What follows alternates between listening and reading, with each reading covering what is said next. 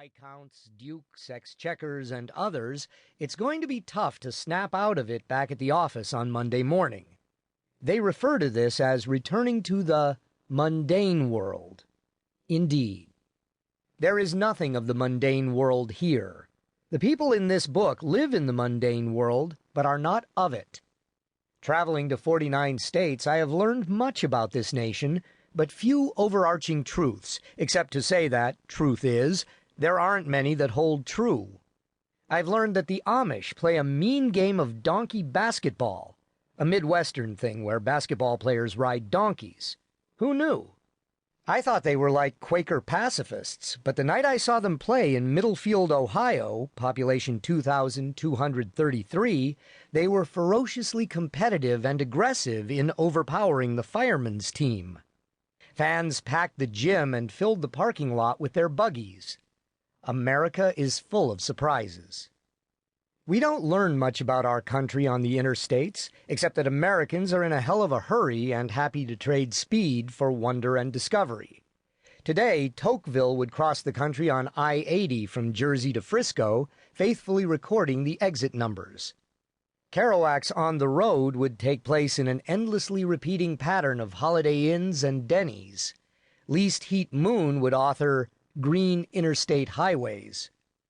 Flying, of course, is even worse.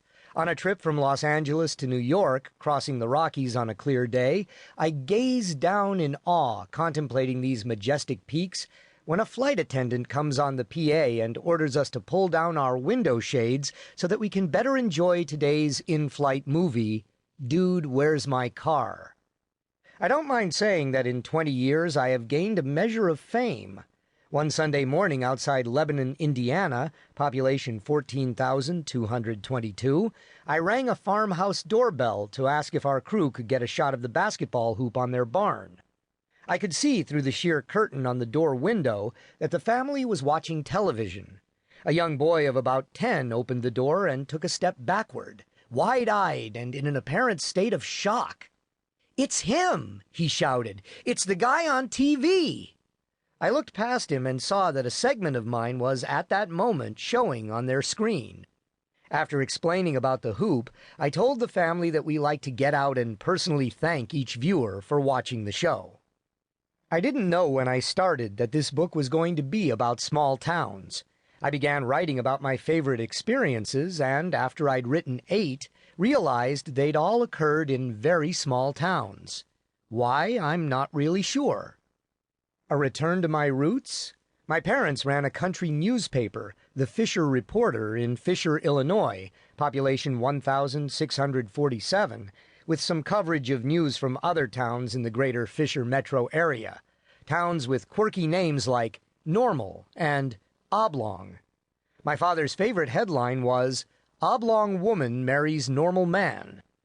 They moved to the big city, Champaign, population 60,000 then, where I grew up. It was still pretty provincial. I realized in flipping through an old yearbook recently that our foreign exchange student was from America. Hawaii. Who knew? I made my way to Chicago, which my father had warned me was full of all manner of evil and badness, crime, filth, immorality, Democrats. It was a new world of subway trains and skyscrapers and somehow tolerated intolerables, unending traffic jams, cramped quarters, and everyday rudeness that would get you punched out back where I came from. The suburbs tried to pretend they were small towns, except there were 200 of them cemented together, literally, and attached to the city. If Chicago was to me a different world, New York was an entirely different planet, light years from normal. People lived in NASA nose-cone-size apartments in threatening neighborhoods near nothing, with smelly trash on the sidewalks. Somebody forgot the alleys when New York was built, and paid exorbitant prices for the privilege. There were people in Manhattan, which is legally part of America, who didn't own TV sets or cars. You could read fellow passengers' watches and newspapers on the subway. Restaurant tables were so small and close together, 2 inches, you practically had to eat without using your arms, like it was a pie-eating or apple-bobbing contest. Fellow human beings